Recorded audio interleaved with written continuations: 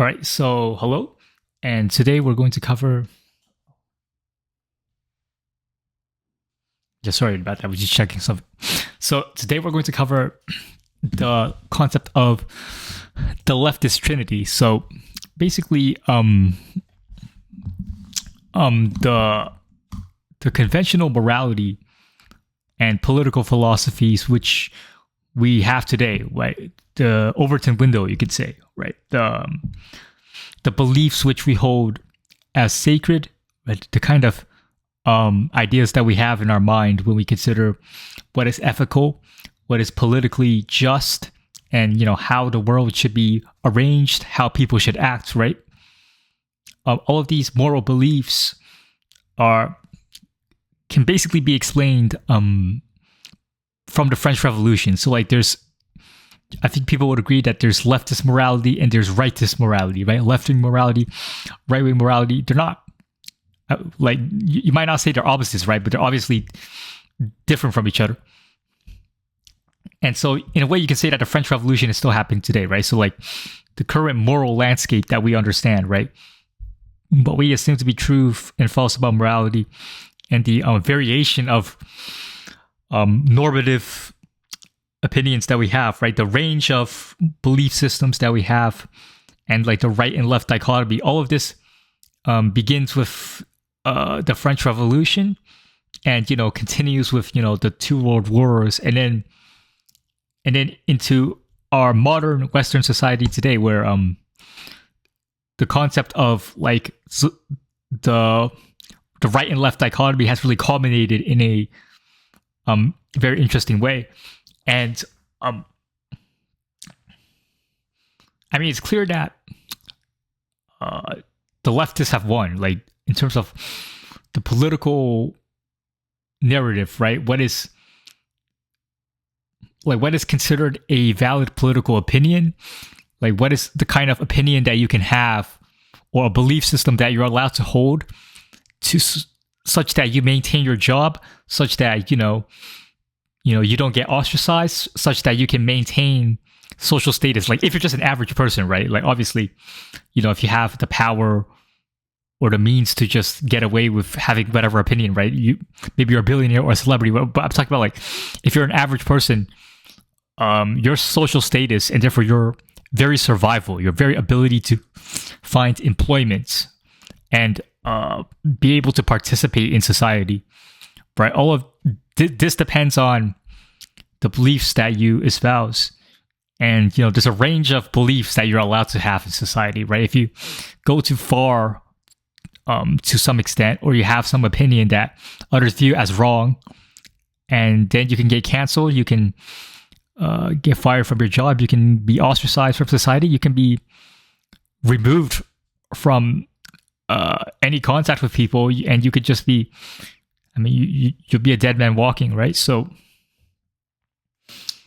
it's clear that the leftists have controlled the narrative, right? You're not allowed to have, there are many obvious opinions that you can't even, there are many obviously true statements that you're not allowed to make anymore. For example, the fact that different groups of people differ in their level of intelligence, right? You're not allowed to say this. The idea that people are genetically different in ways that affect their mental capacities for complex cognitive tasks, for example, you're not allowed to say this, right? For some reason. Or the idea that equality is sacred, right? People are somehow equal, right? It's false, but it's metaphysically false, it's morally false. There's no it's logically false, it's empirically false. You can't, there's many falsehoods that you're not allowed to point out, or just basic truths that you're not allowed to talk about, right? Because of the significant consequences against you, right? And let me think of other examples, the idea that you're not allowed to even speak of differences in gender. The idea you're not even sometimes allowed to make jokes about these things, okay, someone can just switch genders by snapping their fingers, right? And obviously, this video is for entertainment purposes, and because I support the community guidelines and whatnot, right? So obviously everything is satire or humor or whatever, right? I just have to say that so I don't get banned. But anyway, so that was some rambling. Let me try to give an explanation of what I mean. So, okay.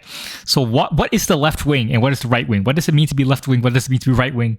What does it mean to be conservative and progressive? Well, the way we understand it is derived from the French Revolution. So in the French Revolution, there's a French parliament or something like that, right? The French, was it the French Action Committee? Hold on. Yeah.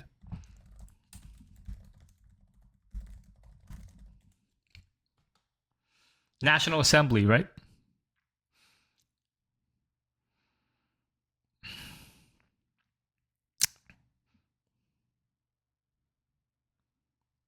The National Assembly by Cameron.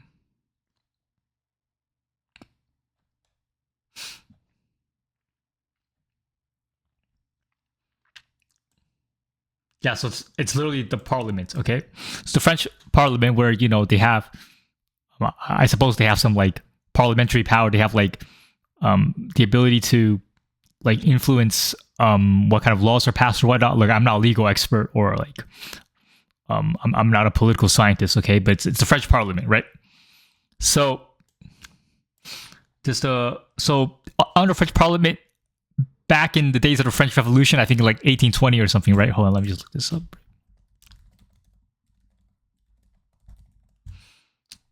Let's see this, right? 1789 to 1799. All right, so like basically, in the late 18th century, right? There's the right wing, sorry. There's the right wing people who sat on the right? And then there's the left wing people. Really make this text a lot bigger. There you go.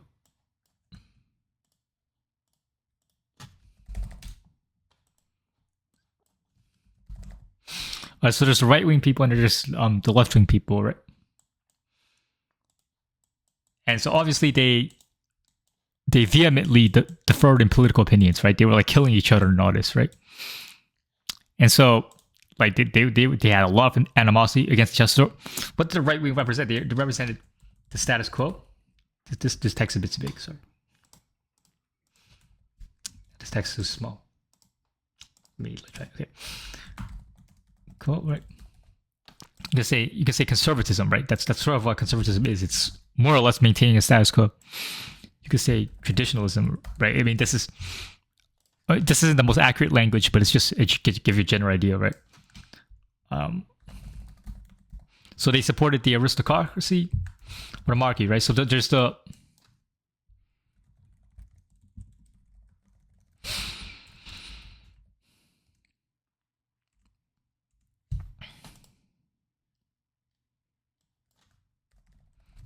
so basically they want to support what the status quo was, and there was a hierarchy, right? So there's always going to be a hierarchy as long as humans exist. Like, think about this, right? If hierarchies can be found in criminal organizations, then we should expect them to be even more founded, more like law-abiding and rule-following organizations, right? So like, if everyone's amenable to each other and they're not breaking the law, right? If normal people like us who are not criminals, right? We have hierarchies, right? But like, just think about this, right? Even criminal organizations have hierarchies. So like normal cooperative alliances will also have hierarchy, right? That's why all societies have hierarchy. So think about this, right? Why do criminal organizations have hierarchies? Well, think about what the purpose of a gang is. For example, let's say you're in a criminal gang, right? You're gonna sell contraband, you're gonna smuggle weapons, right? You're gonna commit violence to keep your reputation, right? Because you can't allow people to just like do whatever they want on your territory. You need to monopolize your territory so that you can engage in profiting from illicit activities on that territory. And you know that no one else is like messing up your business or whatever, right? So you have to intimidate people. And so in order to maintain a gang, you need to be internally cooperative and externally antagonistic, right? So in other words, you need to get along with your fellow gang members, but against opposing gang members or against people who are outside of the gang, right? You want to be very... You need to have animosity against them, right? You need to be against them, right? So in order to maintain cooperation within the gang, you need some kind of hierarchy, right? Because let's say you and all your homies, right? You're in a gang together, right? So all of you, you're criminals, okay? So you don't really mind backstabbing each other, but obviously, you know, if you do that, you're gonna get shot in the head, right? So like, you want to rob your homie, right? Yeah, he's been your best friend for 10 years, yeah. But you know, $100 is $100, right? So you're trying to rob the man, you're trying to stick the man up, right? But you can't do that because 10 of his homies are gonna kill you, right? Or like do something crazy, right? So you can't do that, right? There's consequences. But nonetheless, people are still gonna have conflicts against each other. There's gonna be a bunch of factional infighting, right? There's gonna be backstabbing. You're gonna get, you know, backdoored and all that, right? So how do you prevent this? How do you make sure the this criminal organization? How do you make sure your gang stays cohesive? How do you make sure that, you know, people get along, right? So you need a leadership, right? You need a leader. And who's going to be the leader? The leader is always going to be, you know, someone that basically everyone, or at least most people in their group, can trust, right? So someone with a relatively good track record by criminal standards. By that I mean, okay, obviously he has to be tough, right? If someone's a candidate to be a gang leader, he has to be, you know, tough. So he's not gonna, right? It's not gonna be like the leader of a volleyball team, right? This is a leader of a cartel, right? So okay, he's gotta be tough. He's gotta be trustworthy enough, right? Like, you know, he's gotta be trustworthy in that he wants the best for the gang. So even if he's selfish, right? Because, you know, criminals, you would expect them to be selfish, right? So because they want the best for the gang, since like they themselves are attached to the gang, and he has shown loyalty to the gang, he has shown bravery, he has shown enough intelligence, right? And I mean, to survive in street life is actually quite difficult. So yeah, he has to show some level of intelligence sufficient to be a leader, right? So you need a lot of admirable qualities to become a leader, and you need to be able to mediate between disputes. So like, let's say you and your homie are in a fight, right? So like, you disagree on something, right?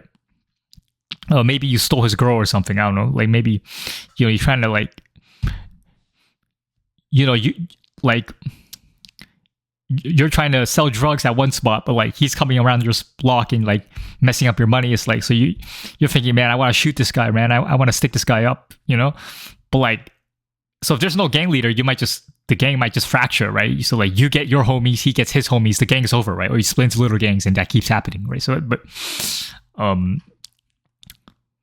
so like, I mean, you can even imagine, right? So imagine you start beefing with one guy, and then so now there's now one gang becomes two gangs, right? Because the two factions are fighting each other.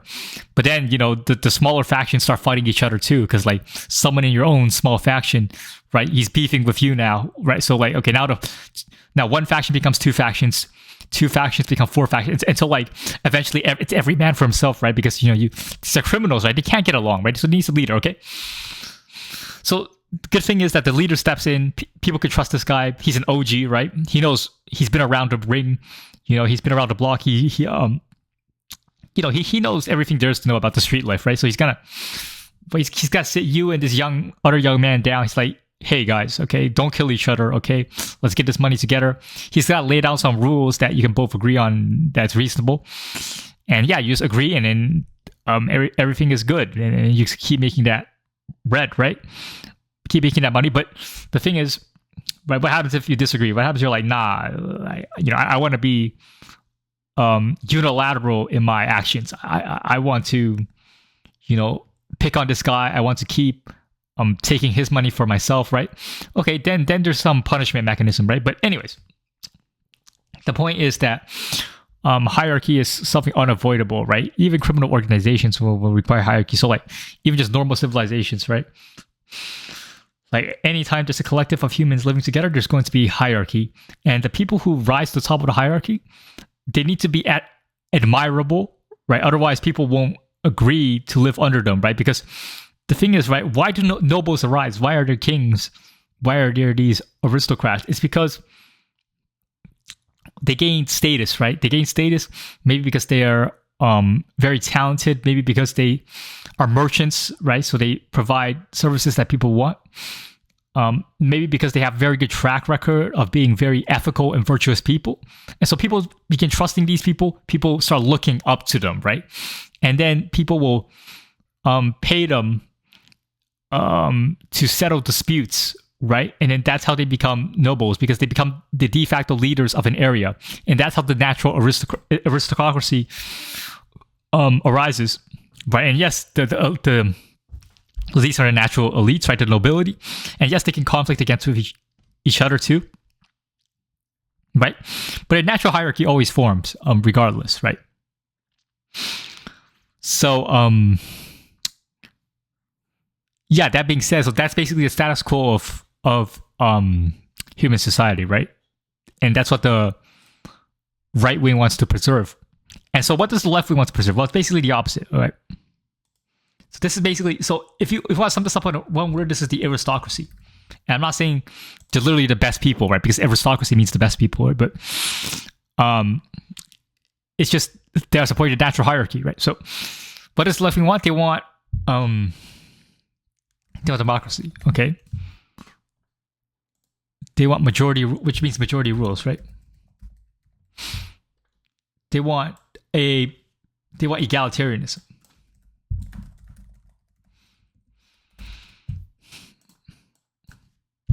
What they want, like this new form of rationalism. So like, right, we tend to be more religious. So like they're thinking, okay, these traditions and these religions that we used to believe in, they're sort of arbitrary, right? So we need to recreate our new edifice of thought. We need to recalibrate how we understand reality, right? And because the existence of, because if we create a new secular social order, if everyone lives under a rational secular state, then people will be happier, right? So that's what the left believes. Instead of a world governed by like irrational faith, right? So that's what they believe.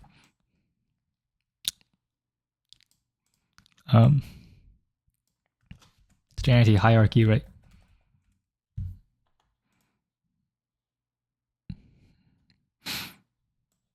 And they're also moral universalists, right? So, which basically means that, okay, it's sort of like a concept that's concomitant with egalitarianism, right? So what does it mean to be a moral universalist? It means that, let's say an ethic is good. If something is good, then you might intuitively think, okay, it should therefore apply in every instance. Therefore, it should be universal. For example, a rule like, I don't know, everyone should have healthcare, right? This would be valid if you're a moral universalist, right? Because healthcare is a good, therefore everyone should have it, right? So this seems intuitive, and I think this is like sort of like a Kantian ethic, right? So they're basically the Enlightenment. They're the Enlightenment revolutionaries, basically, right? These are, remember, all of this is happening in the French Revolution, which is, I mean, arguably still going on today. And you call it the right wing reactionary, but you get the point, okay? So there's left wing and there's right wing, okay? So now let's understand on what, like, the axioms of the right and left are, right? So people have different fundamental beliefs. Like the fundamental beliefs that people hold will be will be the source of their entire morality. Right. So, and so the fundamental beliefs people have, that is what will shape their comprehensive worldview. Okay. So let's think about this, right?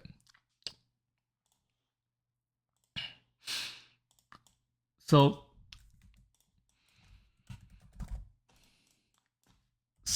basically the right wing and the left wing, roughly speaking, has different trinities. And these are threefold axioms which you can use to understand the overall belief package of the right wing and the left wing brains, right? So right wing, what do they hold sacred? Right. Well, usually it would be God, right? It would be God or like traditions, right? So like if it's not God, then it's like usually, sacred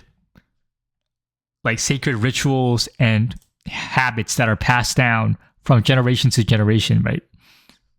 So like, obviously Christianity is explicitly religious, but like even, I don't know, some form of Confucianism, right? You would call this conservative because they're all about revering your ancestors thousands of years ago, right? So there's a connection with the past there, right? And so,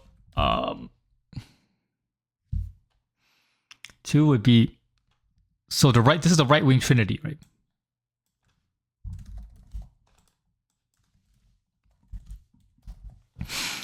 Two is the nation. So maybe before it wasn't the nation, maybe it was just like, like your clan, right? Your family. Like prior to nation states, I suppose people were loyal to their clan or like the local organizations, like a city state, maybe, like, right? But nowadays, people are loyal to the nation state. So these are the current Trinity, right? The current Trinities, all right.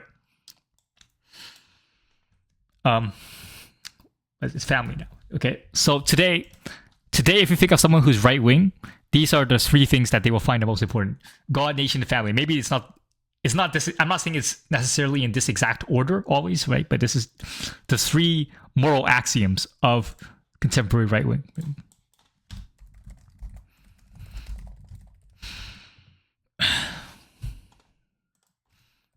And once you have this, we can like.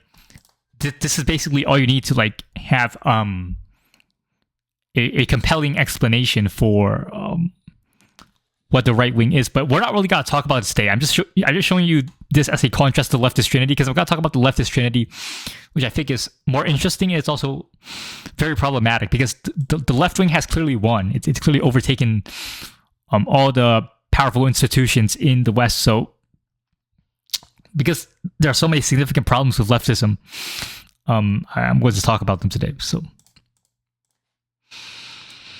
Leftist Trinity is egalitarianism, moral universalism, and democracy, right? And instead of God, so what they replace for God, it will be, so their God, so the God of the right wing will either be like Jesus, or, a monotheistic God, right? I'm not saying Jesus is the only God, right? But like some monotheistic God. Usually, right? Like someone who's pagan, I suppose they wouldn't, like very rarely are they conservative. They might have some right-wing beliefs, but they wouldn't be establishment conservative, right? They wouldn't be,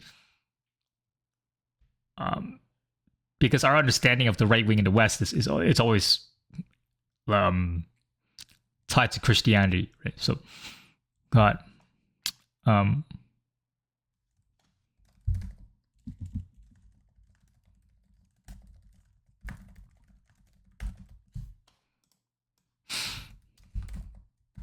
Right, so like not all conservatives are gonna be Christians, right? But usually they believe in some God or some sacred order, traditions, or ancestors, right? So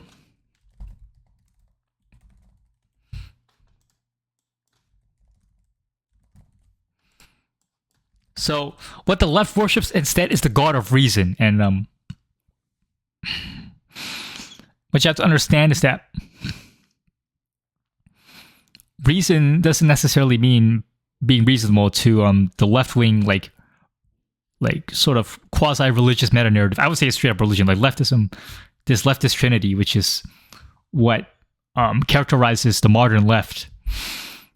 They worship the God of reason, and the God of reason they worship isn't actually reasonable. It's just like, it's basically an alibi. It's like, it's just,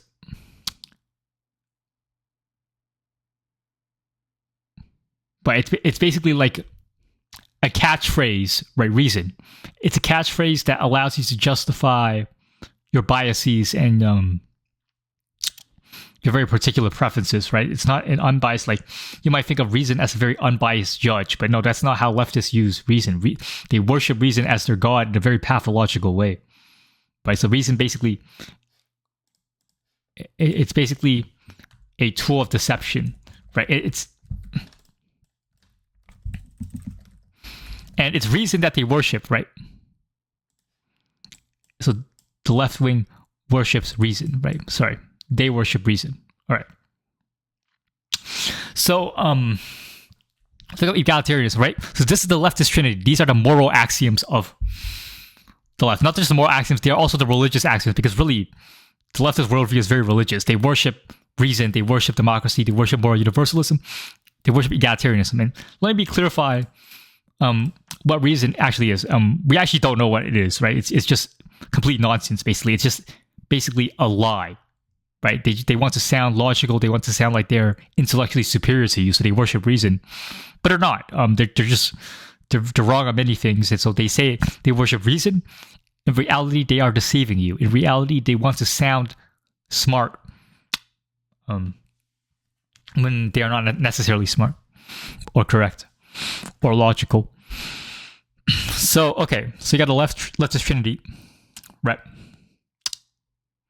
And by the way, the trinity here, it's not necessarily in this order. If anything, democracy is definitely what they worship. I mean, clearly, just every leftist loves democracy nowadays, right? And so, how does this trinity actually work? So let's exhibit this, right?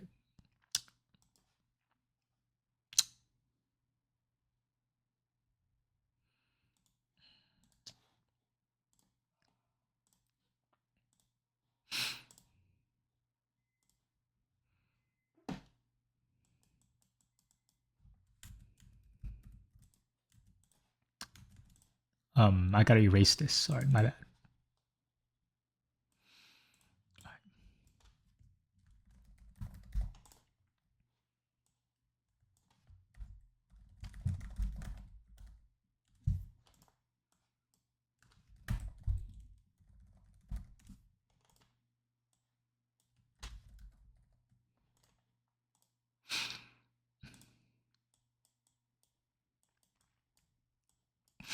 All right, so this is the leftist trinity.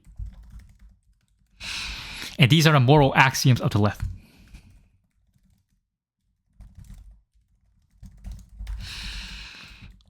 So if you ask a leftist why he supports democracy, usually he'll say, because democracy means majority rules.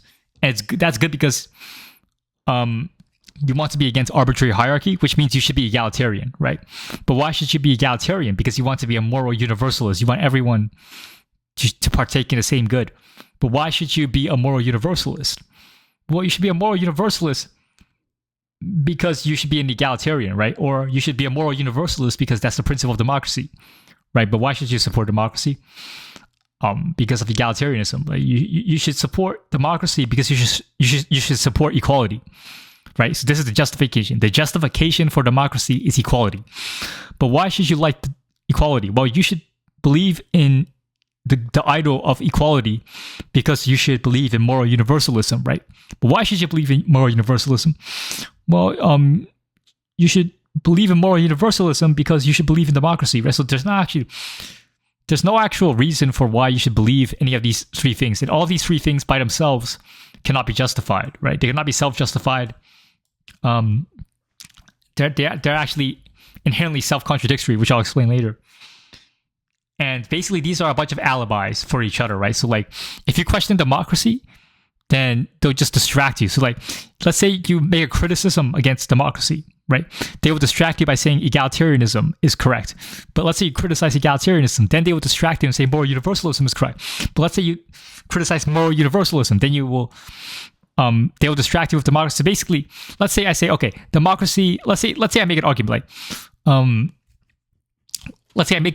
like, democracy is wrong because people need there needs to be a clear hierarchy between the rulers and the ruled. So like maybe I don't know let's say I take the Platonic belief, which I don't agree with, but let's say I'm like Plato and I say, okay, a small set of the philosopher kings in society should rule everyone else. Like some 1% of the population who are like very intelligent, and very philosophical, right? These are the people who should rule the world, right? I don't believe this, right? But let's say I made this argument, and therefore that's incompatible with the democracy we understand today, where like officials have to be elected, and like I say no, there should be a clear hierarchy between the rulers and the ruled. Let's say I make this argument because I say, okay, this is rational, because then people will know who to trust as the rulers, and there will be this will promote harmony and stability. Rather than actually making any counter argument against you, like if you make an argument against democracy, a leftist often isn't even going to make a counter argument against your argument, right? What he'll say is, okay, no, you must support democracy because egalitarianism is good because people are equal, right? And let's say you say, okay, they've diverted your attention from democracy to egalitarianism. So you're trying to refute democracy, but now you've been distracted by the leftist, and he says no. Now look, you have to be an egalitarian, right? Therefore, so the reason you should be a Democrat is because you should be an egalitarian. I mean Democrat as in like a democracy supporter, not a supporter of a particular party. But what a leftist will say is that you must support democracy because you must support egalitarianism. And I say, okay, so why should I adhere to egalitarianism? And he'll say, because people are equal. And I guess you have to punk this. Like, how are people equal, right? Is someone born without legs equal to Usain Bolt in running? Is someone who is 70 IQ equivalent to Albert Einstein in intelligence? Like, okay, so how are the people equal, right? You can't actually explain why. There's no, like, you can't possibly justify the proposition that people are equal, okay? So then the leftist is undeterred, and he'll say, no, okay, look, people aren't actually equal, but you need to be a moral universalist, right? Even though people aren't actually equal, everyone should have the same access to goods, right? Everyone should have the same access to happiness, everyone should, even though people aren't equal, everyone should have the same benefits in society, right? And then you ask, okay, why should you be a moral universalist? Why, right? And they can't explain why, okay? Because it's not like you just snap your fingers and everyone gets what they want provided for them, right? No, no, you have to, usually when a leftist promotes moral universalism, right? Which is like basically a very generous welfare state, right? You construct a state, and what you do is you steal people's money, right? So it's called taxation or central banking or fractional reserve banking, quantitative easing, right? Basically, printing money or taxing people, it's the same thing. It's stealing from people, right? Because when you print money and you spend it, right, you devalue the currency. And so the people who spend the money because they printed it out of thin air, they actually benefit because they can get whatever resources they want. But then when the currency is devalued, and the productive people who don't get to print money out of thin air, but they're the ones who get hurt because now their savings are decreased in value. Now their currency is worth less and worthless, right? Because you're just printing out of thin air, right? So anyways, right? So basically, why should you support moral universalism, right? This is parasitism, right? And the leftists will say, they'll distract you. It's not making a counter argument. They would just say, okay, no, you need to support moral universalism because you should support democracy, right? And they'll just keep doing this, right? They'll just keep distracting you. There's no actual argument. But if they are really pushed to the brink, right, and you refute all these the entire Trinity, if you can refute all three of these things, then they will point at the God of reason, right? They will say, okay, I'm just more reasonable than you, right? I am superior in my rational judgment, right? So like if I'm arguing from the perspective of leftists, let's say I'm a leftist and I'm arguing with you, I'll say, okay, if you disagree with me, you're wrong. Not only are you wrong, but you're subhuman, right? Because leftists will, in the same way that like right-wing people might think you're subhuman if you're a different race, or like let's say a German, a Nazi, right? If you are a particular ethnicity, a Nazi will think you're subhuman, right? And I'm not endorsing this, right? Obviously, the Nazis are problematic, but okay. My point is that people will say you're subhuman because of whatever trait, right? The leftists do the same thing, right? Instead of the leftists say you're subhuman because of, I don't know, how you look or whatever, they'll say you're subhuman because you disagree with them, right? And they'll say that the reason you disagree with them is because you're not rational enough, right? You don't worship the God of reason the way they do, right? So the leftists, the very morally righteous leftists will think that they have direct access to what is rational, right? So that makes them superhuman. Whereas people who disagree with them are therefore being irrational and they're not worshiping their God of reason properly. Therefore, they are impious and they are subhuman, right? So if you don't worship, so like, okay. So like basically leftists worship reason. They consider heretics subhuman, right? And so what actually is reason? It's actually nothing. It doesn't actually exist. What reason is, it's their God, right? It's the God of leftists. What reason actually is the leftist trinity. So democracy, moral universalism, and egalitarianism. That's what reason actually is. So reason is even a distraction, right? Right? So it's yeah, it's so the Enlightenment philosophers, what they wanted was they wanted a totalitarian state ruled by reason. They wanted to control basically the entire world, and they justified this with reason, right? But what reason actually was are these three things: are democracy, egalitarianism, moral universalism, right? Moral universalism says, okay, we need to expand and conquer the entire world according to the dictates of reason. Egalitarianism says everyone should have the same treatment, so everyone must bend the knee to these rules, right? And democracy means majority rules, right? So like you force everyone to believe the same thing, right? So, and so reason is all these things combined. So you think of reason as the Holy Father and these things as like Holy Spirits, right? Whatever, right? You get the point. Basically, all of these are just lies, right? The leftist ideology, just a set of lies. Okay, so good, right?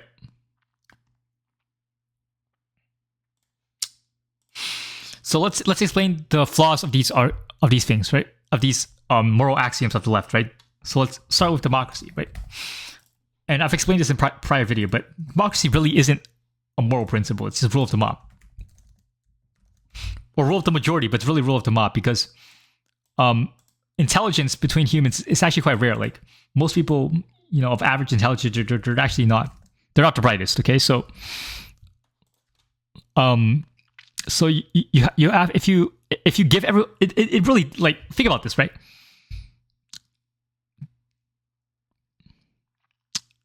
In democratic elections, everyone has the same voting power. Everyone's vote is worth the same. It doesn't make any sense, right? Why is someone with a mental disability, why does he have the same voting power as a doctor or an engineer or like a genius, right? Or like, why does a military veteran have the same voting power as someone who's living on welfare, right? These are like, it doesn't really make sense. Like the idea of voting equality makes no sense. So the idea of democracy makes no sense. Well, why is the will of the people, why is the will of the majority a moral good, right? The only reason they say this is the case is because they need to be against the right wing, right? They need to be against the aristocracy, right? Because you can think of the right and left as respectively representing the aristocracy and the bureaucracy, right? So the right wing wants to preserve the aristocracy. They want to preserve the natural order of elites controlling the world, right? They want to. The right wing wants to preserve the natural hierarchy, the natural relations between men, right? And the left wing, on the other hand, they want to replace this with a bureaucracy. They want to replace this with a secular bureaucracy. Why? They will pretend because of some moral reason. But the reason they want a bureaucracy to run the world is because then the leftist intellectuals, who are very useless people, they'll actually have a job, right? So like, without a bureaucracy, a lot of leftist intellectuals, they would be unemployed, they would be useless, right? Because they don't have any actual skills. Like, and I don't mean useless as in like a negative, like inherently negative way. I just mean they don't have any value on the market, so they would be broke, living on welfare or whatever, right? So the reason the leftist intellectuals support the bureaucracy so much, right? Why do they want to replace the monarchy with a bureaucracy? Why do they want to replace an aristocracy with a democracy? Why do they want an entire world administrated by bureaucrats? Is because these leftist intellectual class, these people, right? They don't have skills, right? So they need to create a monopoly of power in the state. They need to bureaucratize it so that any of them can become a bureaucrat and have power for no reason, right? So that's why leftists support democracy. The thing is, like, if you just analyze democracy as a principle itself, there's no actual principle, right? Like, it just, so let's say there's, okay, so let's say there's 10 people, right? And let's say they have a vote on, should we rob this guy, right? Should we steal this guy's money? Okay. All 4 of them say yes, right? So like, we need to steal this guy's money. And that's what happened, right? So that's what democracy is, right? So they steal his money, right? So just because people agree with something doesn't mean it's right or wrong. It's nonsense. Like, it's just, democracy is epistemically unsound. It's morally completely wrong. Like, you can justify anything. It's like, okay, if me and my 10 friends jump you in the middle of the night, right? It's like, okay, we're the only people, right? It's 11 of us, right? It's 10 of us and 1 of you. We're going to have a vote on whether or not we can kill you, right? Obviously, we're going to win the vote, right? and that's what democracy is. It's usually the voting systems are rigged anyways, but so yeah, there's no actual morality in democracy. You can justify anything. It's nothing but morally, and yeah, and I think there was another issue. Well, sorry, I'm trying to remember. Oh yes, also the principle that everything should be voted on. Right, think about this.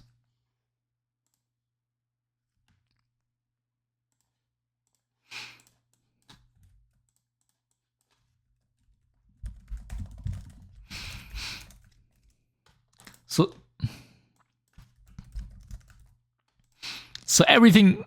So every like 4 years or whatever amount of time, right? You have an election and you get new elected officials, and presumably this is going to change society, right? Presumably, okay. When usually it does nothing, but so why do we need to vote to make decisions, right? If you let's imagine that you wake up in the morning and you're gonna brush your teeth, right? Right. So look, and this is a toothbrush. Right, it's not some strange machete. It's a toothbrush. Right, you're gonna brush your teeth, but you actually can't brush your teeth because there needs to be a voting committee, right?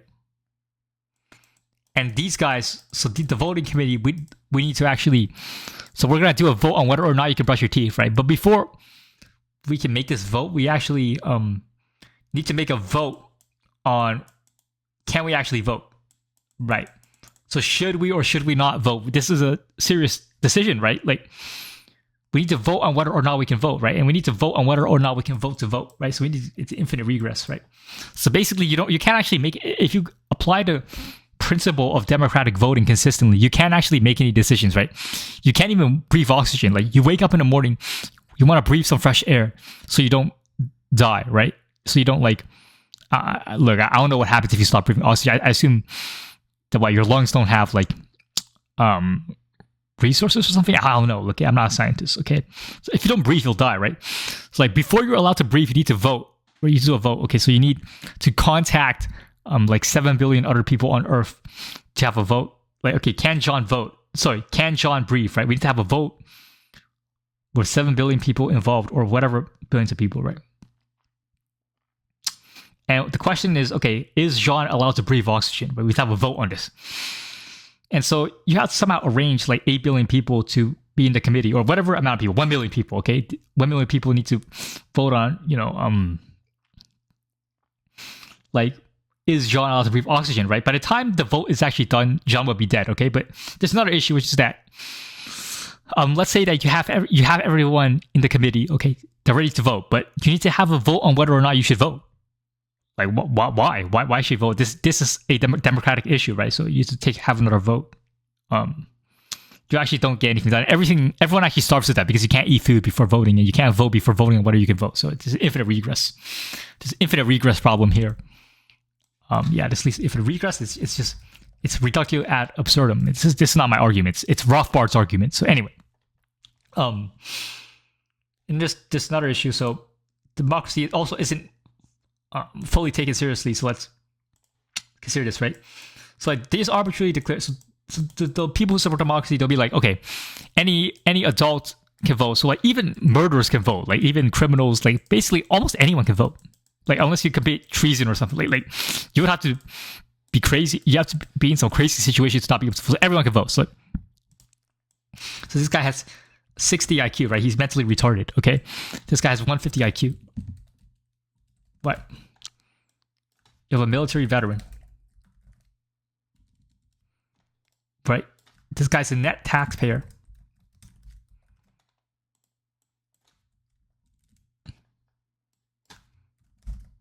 And this is a net tax receiver.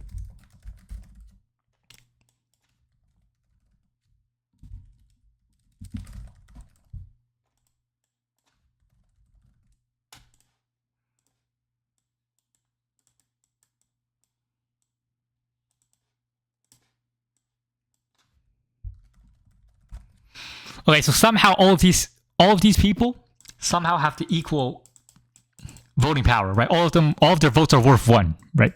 It doesn't really make any sense. This makes zero sense. Like,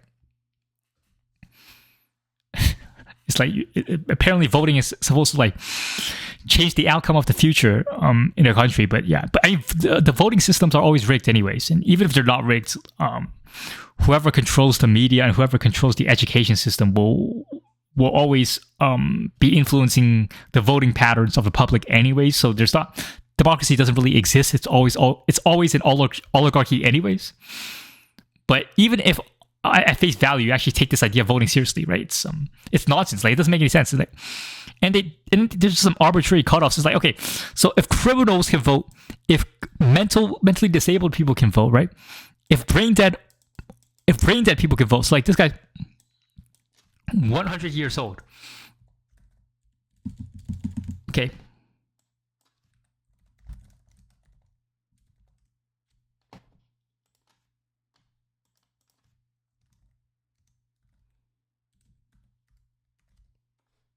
Sorry, for some reason. But why did the...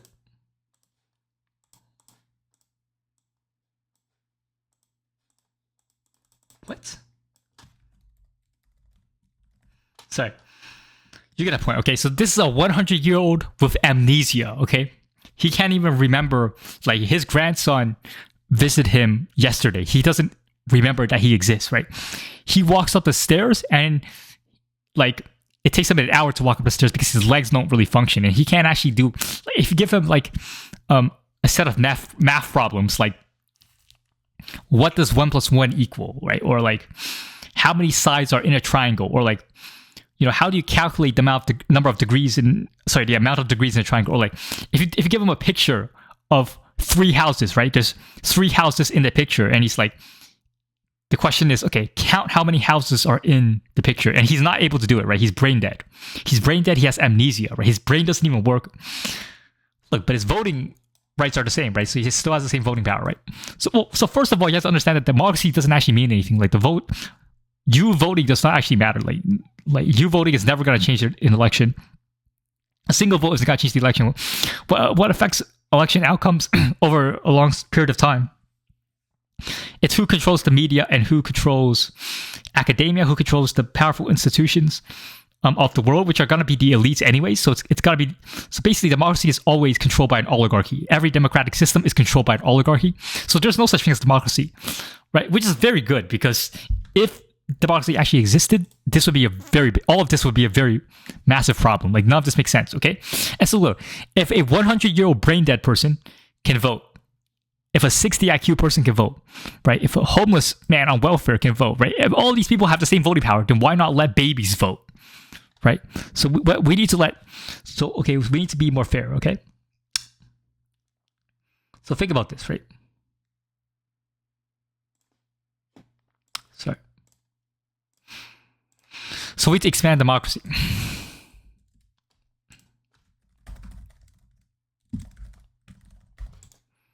Sorry. Right, so we need to have an expansion of democracy. And what we need is we're going to have babies. Right.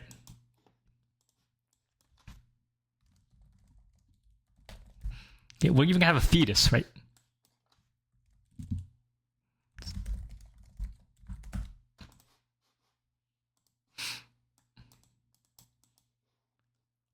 We're going to have sperm. And they need to vote, okay? They're going to have the same voting rights as everyone else. So, like, what?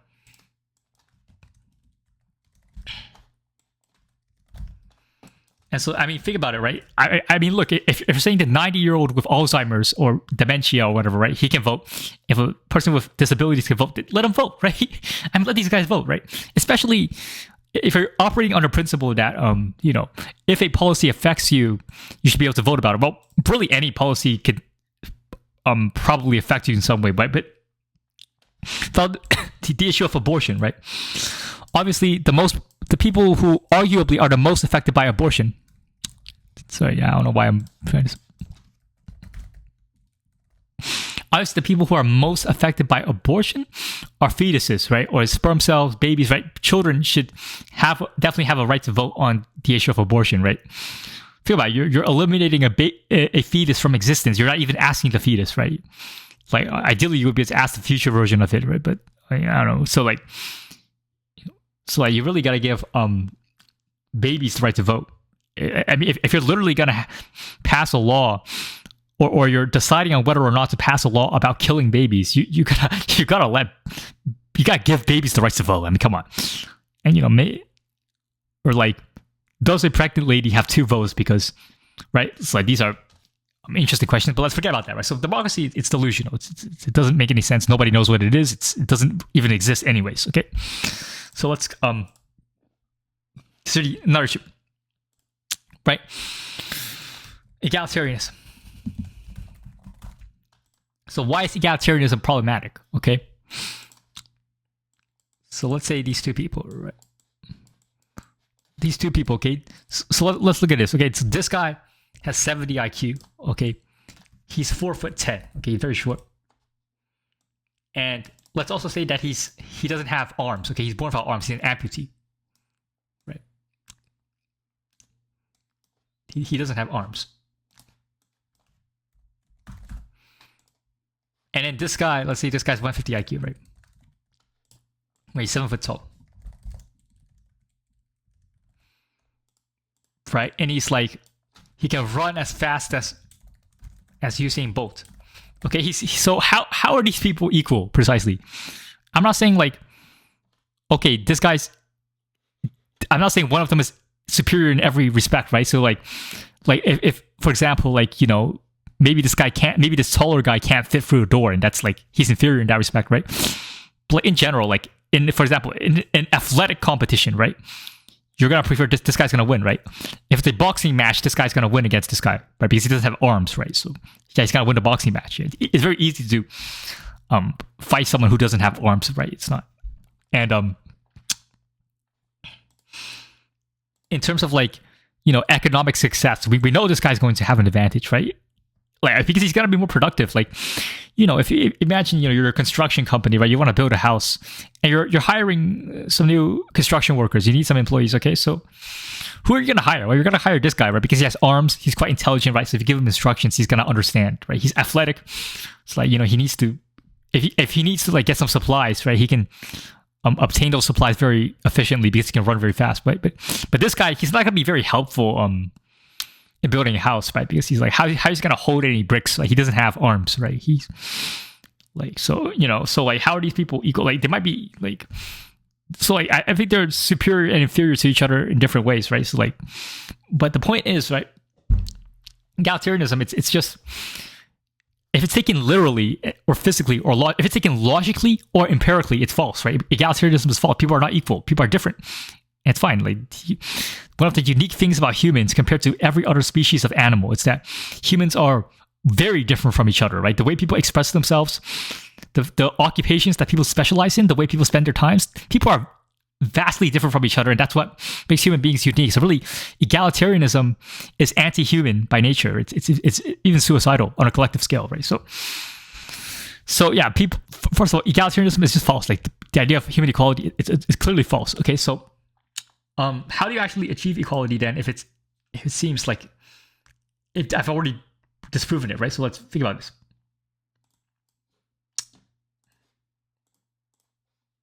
Oh, I can just... Okay, sorry. What? No, I was trying to do a hotkey, but... Look, I said Control N. But Control N just makes another tab, so forget about that. Okay. So, yeah, so how do you achieve egalitarianism, right? So, well, think about it. If you want people to be equal, here's the first step. You need to make everyone have equal, equivalent, and identical attributes. You need to make everyone the same. So, let's say you want to equalize all 3 of these people, right? So what you need to do is, you need to make sure they have the same hands. They need to have the same eyes. They need to have the same brain. They need to have the same thoughts. They need to look the same. They need to think the same. They need to always feel the same.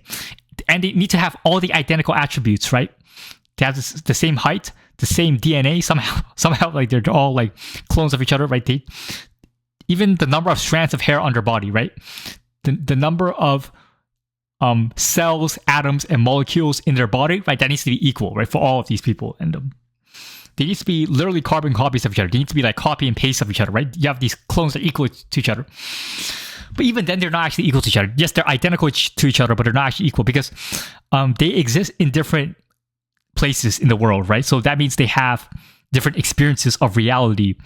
And if they want to undertake any action, right? So let's say you tell them all, you need to run to this park, okay? Because they're starting to run from different places, then the task of running to a park has different opportunity costs for three of these people. Or like, let's say you tell the three of them to like, let's say you play a game of Simon Says and you tell them all three of you need to like touch your toes, right? Or like do something, right? Problem is that, your sound waves are going to reach, see, your sound waves are coming from this direction, right? So your sound waves are going to reach this guy first, right? And he's going to reach this guy. So this guy has a clear advantage. So this is an unequal, even this basic activity of telling them all to do the same thing, right? Even this is not equal, right? Because this guy has an advantage. Because he's physically in a different space, just because his ears are closer to the words that are coming out of your mouth, right? And therefore closer to your instructions. Therefore, he receives the instructions like 0.0001 millisecond faster than the other guys. He has a slight advantage in this activity. So, okay, you see that they're not equal, okay? And they're having different subjective experiences of reality, right? So like even if these three places, right? Imagine all there's just like a mountain, just like a house over here, right? Yes, all of them are the same people, right? They're clones of each other, but two of them are looking at a house and one of them is looking at a mountain, right? So there's a clear inequality here, right? Like, why is it that two of them can look at a house and one of them can look at a mountain? This is inequality of experience, right? This is unegalitarian, this is unjust, this is discriminatory, okay? It's a prejudice, right? So also, even these two guys, right? Both of them are looking at the same house, but this guy's further away, so the house is gonna look smaller from his perspective. The house is gonna look bigger from this guy's perspective, right? So there's just so much inequality in the world. It's just ridiculous, right? So how do you actually equalize people? Okay, well, the real answer is that you can't. But the closest thing you can do is what you do. Okay, after you've equalized everyone, is that you take them out of existence, right? So you basically kill all of them, right? And obviously, I'm not endorsing this. This is terrible, right? This is what happened in the gulags in Maoist China, for example. Like all kinds of terrible things. And this is what egalitarianism is, right? The only way to have equality in the world among humans is to make them equally dead, right? They'll be equally non-existent.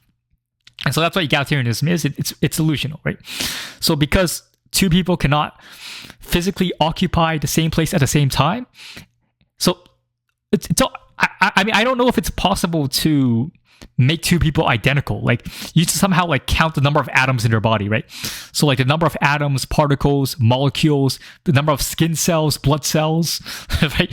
Like the length of the nails on people's hands, like the length of the eyelashes of people, the number of freckles on a person, right? The number of like hair follicles on a person, right? The length of every bone in the body, right? The number of wrinkles on a person, like all of that has to be equal, right? I don't know if that's possible, but let's say that's somehow possible. Because it's imaginable, right? What cannot be even comprehended, what's unintelligible is the idea that, okay, these two people are equal, right? But can you put two people in the same place? Like, so if I'm standing at a particular coordinate, if I'm standing in a particular place, can you stand in the same place as me, right? Can we both be embodying the same spot? Like, no. Right? So egalitarianism is an impossibility. It's just complete falsehood. It's nonsense, right? It makes no sense. So okay, so that's two of the Trinity down, right? So let's now look at moral universalism. All right. So moral universalism, you can say it's like the catch-all justification for leftism. It's like, okay, everyone should have the same goods, right? It's sort of like a radical extension of egalitarianism. Everyone should have the same benefits in society. And okay, so look, but it's universal, right? So everyone should have the same benefits and rights, right?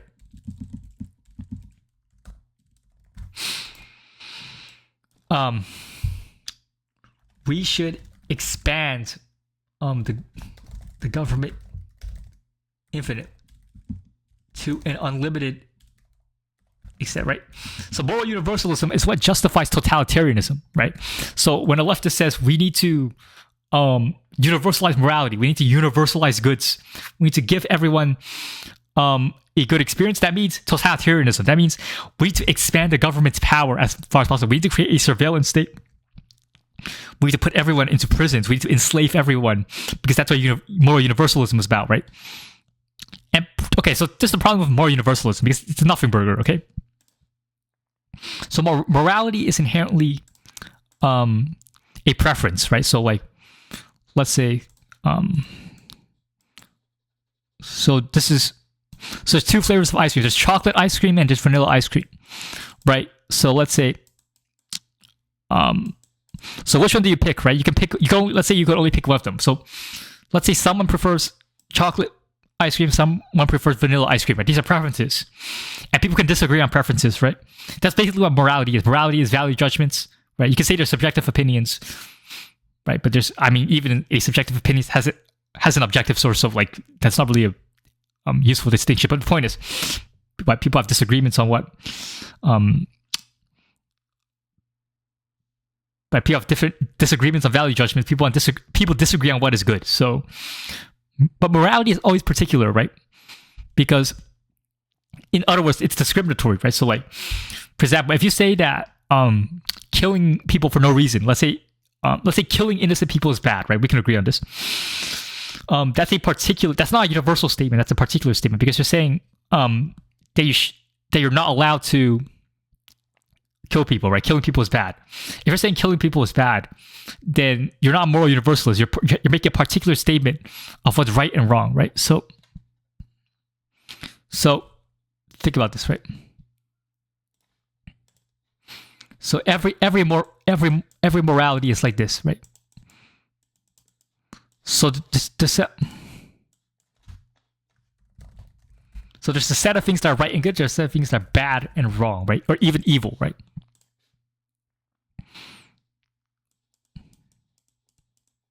Right. So all of these, like, circles represent right and wrong actions, right? So every moral system says that, okay, some of these things are good, some of these things are okay. So let's say there are possible actions that a man can take. A moral system or a moral belief will say that, okay, within the set of all possible actions, there's a subset of them that are morally wrong, and there's a subset of them that are morally right. And maybe you can say some are in a gray area, but the point is that there are definitely some of them that are right and some of them are wrong, okay? That's what a moral system is.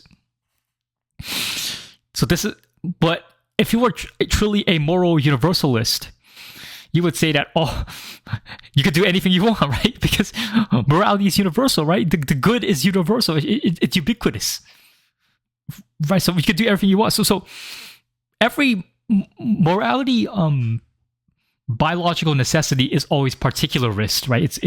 Every moral system is particular. Every moral system is discriminatory. Every moral system says these particular actions or outcomes are correct, and these other outcomes are wrong. Okay, so morality is inherently particular. So therefore, moral universalism is a self-contradiction. Okay, and really, moral universalism is like, it's always in conjunction. People often use it in conjunction with egalitarianism, right? But there's a subtle thing here. Okay.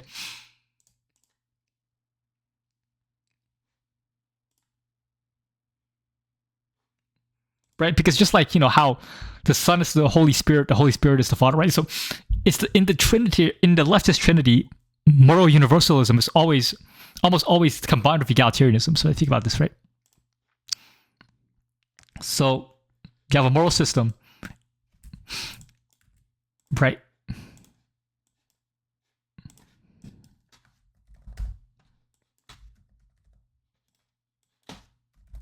Okay, so this is a moral system, okay? So this is right behavior, okay?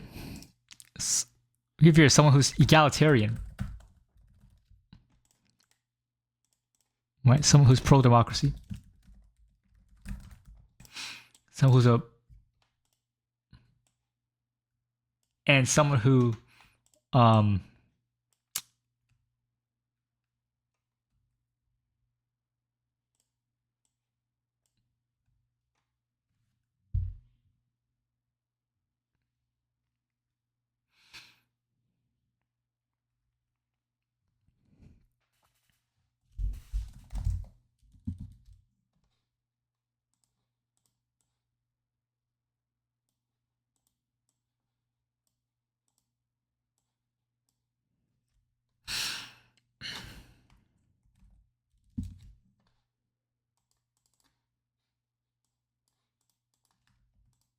Well, why is this?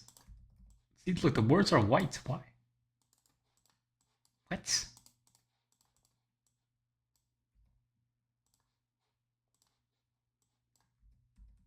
I don't know. This is bugged.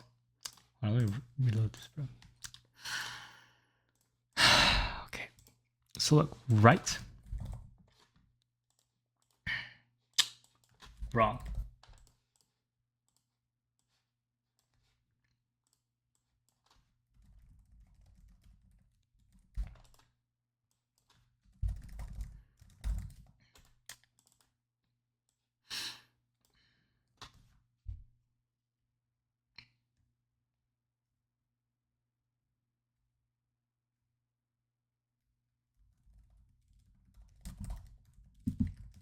Right. These are just examples.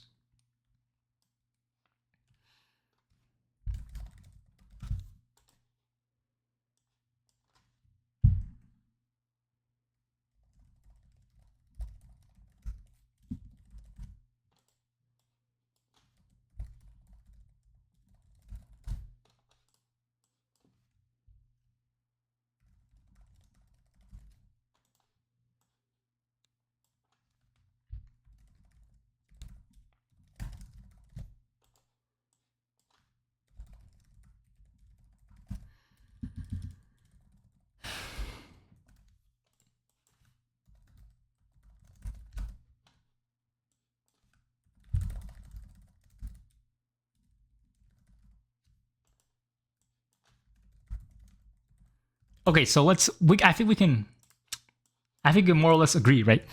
That like a leftist would probably agree with this, right? That these actions are right and these actions are wrong. Now, I don't agree with this one. I think this one's terrible. But anyways, so look, so if you're an egalitarian, right? If you're a consistent egalitarian, which usually moral universalism just means egalitarianism, right? It's actually moral universalism is the same thing as egalitarianism, except it's more expansive. It's like egalitarianism is everyone should be equal. Moral universalism is everyone should be equal. Plus, we should force everyone to be equal because this inherent good of equality is universal, and therefore it should be forced upon everyone, right? So, if you're a true moral universalist, right? Yeah, morality is universal. Therefore, all of these things are equally good, right? So if you're a moral universalist, you don't actually have a moral view. You're basically an egalitarian. You have no view. You're making no position. You're making no arguments. You have no preference for anything, right? You're saying, look, murdering innocent people is equally good as not murdering innocent people, right? Because you're a moral universalist, right? All actions are universally good, right? Actions are universally good. If you're genuinely moral universalist. Now, because morality is inherently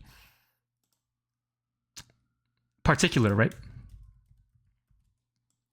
So it's always particular.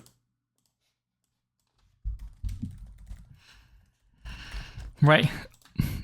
Morality is always particular because there are a particular set of rights and there are a particular set of wrongs, right? There's a particular set of things which are good. There's a particular set of actions which are wrong, which are bad, right? So, and even moral universalism itself is a self-contradiction because it's saying that you should be a moral universalist, right? So when you say you should be an egalitarian, you should be X rather than Y. That is a particular statement. That's a hierarchy, right? So you can't be an egalitarian and say egalitarianism is better than its alternative, right? Because in saying one thing is better than another, that's already a particular statement rather than a universal statement, right? Because a universal statement sort of has to be egalitarian. Right? Otherwise, how can you say it's universal with things of unequal value, right? Value should be universalized, right? Different distributed equally. That or you're making an argument for the universal hierarchy. But if you're making a universalistic argument without egalitarianism, you're out of the leftist trinity already, right? But yeah. So what's the purpose of moral universalism? Because it's actually quite confusing.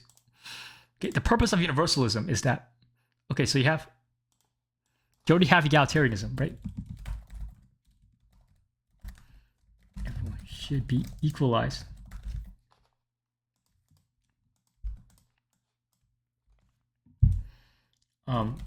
Let's see. Okay, what does moral universalism do?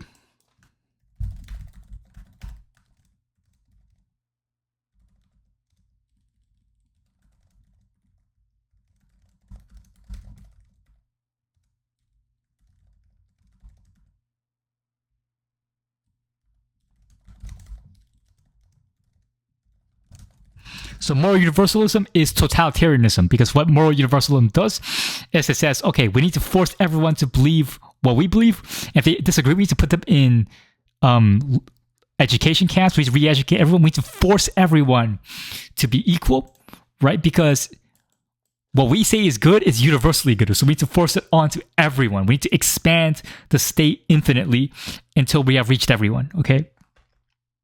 That's what moral universalism is all about. Now, and they'll also use the God of reason, right? They'll say that the leftists will say, okay, we are being reasonable. We are worshiping the God of reason, and the God of reason justifies all of this. So we're allowed to enslave everyone in the name of reason.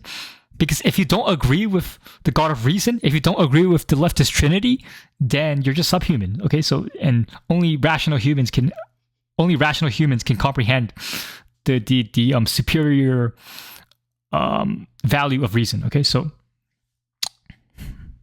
that's basically the leftist Trinity. Now, what actually, all of this doesn't make any sense, right? So there needs to be some underlying fiction. There needs to be some subconscious meta-narrative that the leftists believe in order to hold all of these lies together, right? So what is that? Okay, you'll see. Okay, so the problem with the leftist face, right? Because you need to be egalitarian. So in order to create equality among humans, you can't allow individual variance. You can't allow individuals to be unique from each other. Okay, so how do you eliminate individual variance? Well, you create a hive mind. Okay,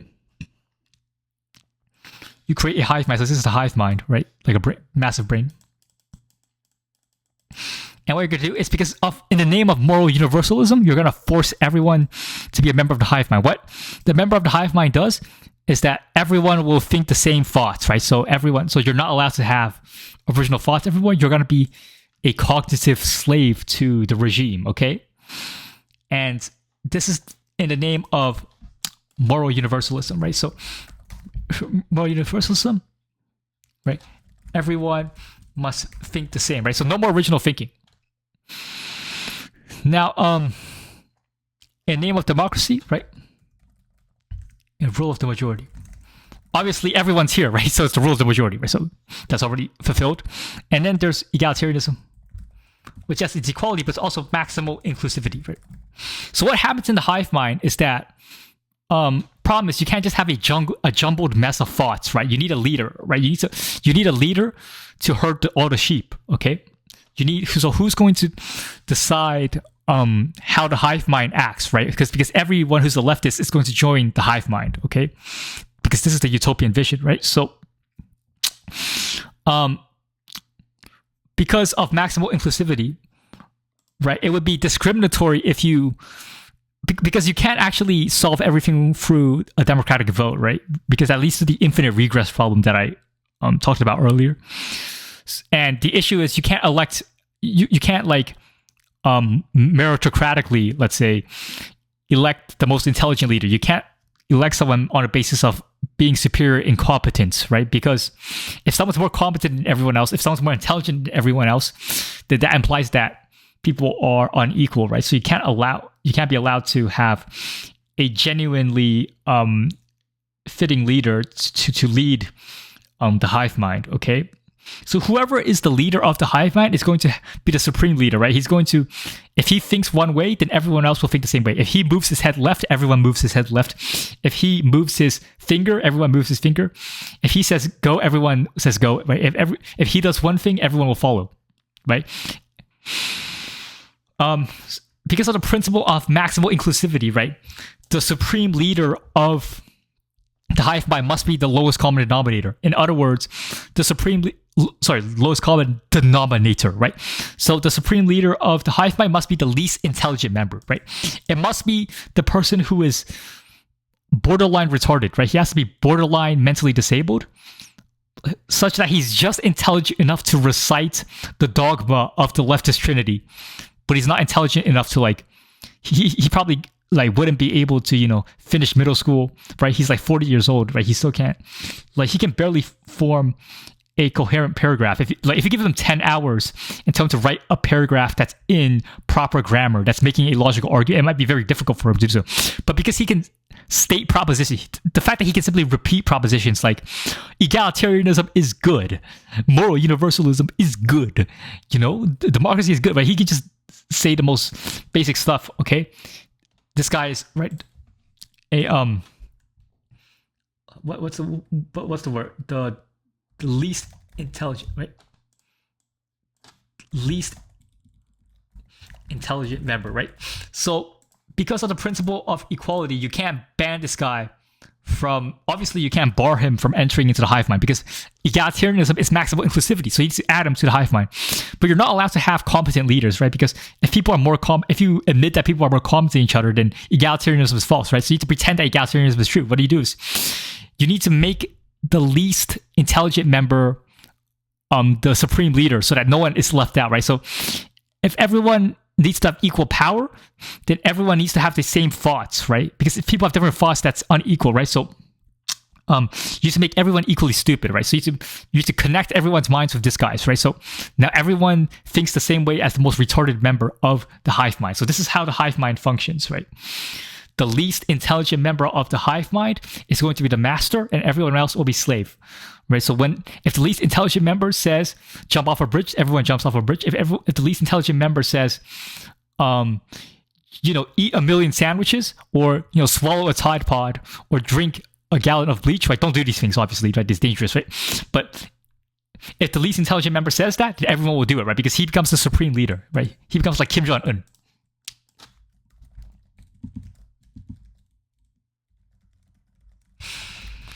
Right, think about this. This is process of elimination. Who else can be a fitting leader, right? If you make someone, let's say you make someone who's the most intelligent of the group be the leader. The problem is that because he's more intelligent than everyone else, his brain is more efficient, he's able to think more complex thoughts than everyone else, he has better decision-making skills. So not everyone can imitate his brain. Not everyone can be as intelligent as him. And therefore, that's the problem, right? If people are unequal in intelligence, then there's no equality. So the hive mind doesn't work, right? So you have to make the least intelligent member the supreme leader. And when he's the supreme leader, everyone else has to think the exact same way as him. Everyone else has to experience reality the same way as him. Because if you make it like, let's say, the second least intelligent member of the group, he can't make him the supreme leader because then the least intelligent one is left out, right? The least intelligent one isn't even intelligent enough to have the capacity to think like the second dumbest person, right? So you need to make the dumbest person the supreme leader. And that's how the hive mind works. Obviously, the problem with... So this is the hive mind. The meta-narrative of the hive mind is something that is basically the leftist utopia. This is the ideal world to leftists, where every individual's uniqueness and every individual's capacity to be creative, to have original and intelligent thoughts, to engage in complex thinking, to question the narrative, right? All of this is taken away so that everyone can be a perfect drone and everyone can be mentally retarded, right? Everyone can be the most retarded that they can possibly be. Everyone must be the most retarded person, right? So that's what leftism and leftist hive mind is about. Remember, this video is comedic. This video is for entertainment purposes. It's satire, right? This is just all this is speculation. So look, yeah, I do not support. And so discrimination is obviously wrong, right? The community guidelines are great, right? Anyways, so what I was saying is just a clear flaw of this hive mind is that the hive mind's intelligence. Yes, there's a billion people in a hive mind, or however many people, right? But the hive mind in aggregate is like 60 IQ, right? Because remember, all of the members have become subordinate to a person who's 60 IQ. So like, imagine 60 brains. It's not just like a billion different brains that have 60 IQ. It's like all the brains are combined into one brain, such that it's like all the other brains besides the supreme leader who's retarded, right? All the other brains are like just neurons within the mega brain. The mega brain, ironically, is the person with the smallest brain, the least intelligent member, right? So like the problem with the hive mind is that anyone who is like not mentally retarded, anyone who's like has a competent average, like even as long as you have a competent working rational mind, right? As long as you're a reasonably intelligent person, you're going to be more intelligent than the entire aggregate of the hive mind, right? So like, let's say you're a person of average intelligence, an individual, right? An individual of average intelligence is going to be more intelligent than everyone in the hive mind combined, because all of these people, their minds have been entirely subjugated and pacified and subordinate to the most retarded member, right? So the hive mind, this is the hive mind meta-narrative that is embedded in the leftist subconscious. When the leftists say that they have a utopian vision, right? The leftists have a utopian vision. They want the world to be a certain way. The hive mind is what they're subconsciously thinking of, even if they do not know it. The hive mind is the world that they actually want. And so they want to conquer the entire world in the image of this hive mind, right? It's and so this is the underlying narrative behind the leftist trinity. Yeah, and so I hope this video will give you some clarity. My explanations might not be clear because I didn't rehearse this video and I just went off the dome, right? But anyways, I hope you enjoyed this video. Make sure to check out my Substack, and I'm on to the next.